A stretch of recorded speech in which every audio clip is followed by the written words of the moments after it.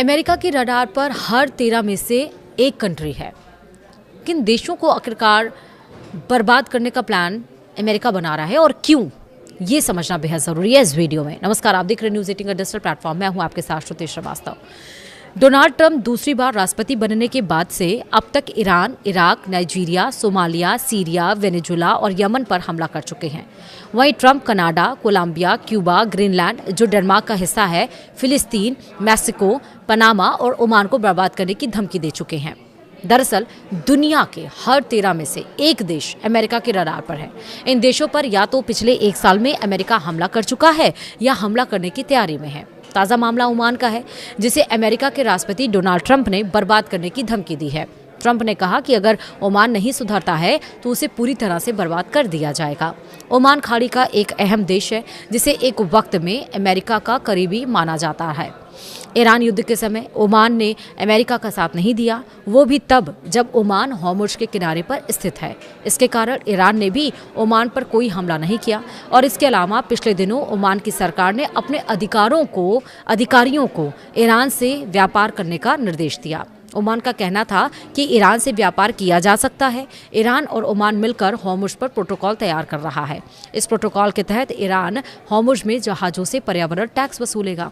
वहीं अमेरिका को ईरान और ओमान की यही दोस्ती खल गई। इस वक्त हॉर्मुज़ को लेकर अमेरिका बैकफुट पर है और यही वजह है कि राष्ट्रपति ट्रंप ने ओमान को धमकी दी है। दुनिया की हर 13 में से एक देश को अमेरिकी राष्ट्रपति डोनाल्ड ट्रंप ने रडार पर ले रखा है। दूसरी बार ट्रंप के राष्ट्रपति बनने के बाद से अब तक America Iran, Iraq, Nigeria, Somalia, Syria, Venezuela और यमन पर हमला कर चुका है। ईरान पर अमेरिकी सेना ने पिछले एक साल में 2 बार हमला किया है। इसके अलावा Trump Canada, Colombia, Cuba, Greenland जो कि डेनमार्क का हिस्सा है, मैक्सिको, पनामा, फिलिस्तीन और ओमान को सबक सिखाने की बात कह चुके हैं। यानी कुल 15 देश ऐसे हैं जो ट्रंप की रडार पर हैं।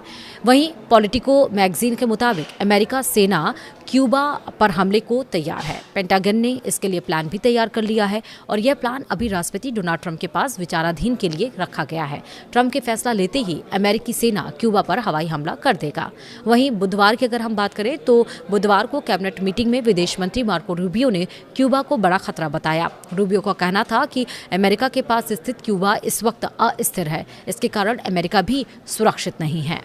एक तरफ आप देखिए, ईरान, अमेरिका और इजराइल में जो वार छिड़ा हुआ है। हालांकि खबर ये भी आप सबको पता चल गई होगी कि 60 दिनों का सीज़फायर होने जा रहा है। फाइनल स्टैंपिंग इस पे नहीं हुई, यानी कि फाइनल सहमति नहीं बनी है। जब तक ऑफिशियली डिक्लेरेशन नहीं हो जाता है तब तक हम आपको नहीं बता सकते हैं। लेकिन आप ये समझिए कि जब ये देखा जा रहा है कि भारी मंदी, भारी इन्फ्लेशन पूरे विश्व में आ सकता है, तो अब कहीं ना कहीं डोनाल्ड ट्रंप को समझ में आ रहा है कि चलो ठीक है, कुछ शर्तों के साथ लेकिन कॉम्प्रोमाइज़ किया जाए, सीज़ फायर किया जाए। लेकिन इनके बीच में हर 13 में से एक कंट्री अमेरिका के रडार पर, और इतिहास भी यही गवाह दे रहा है। अब क्यूबा की बारी है। वीडियो में आपका क्या सोचना है, कॉमेंट में मुझे ज़रूर बताएगा। वीडियो में इतना ही। नमस्कार।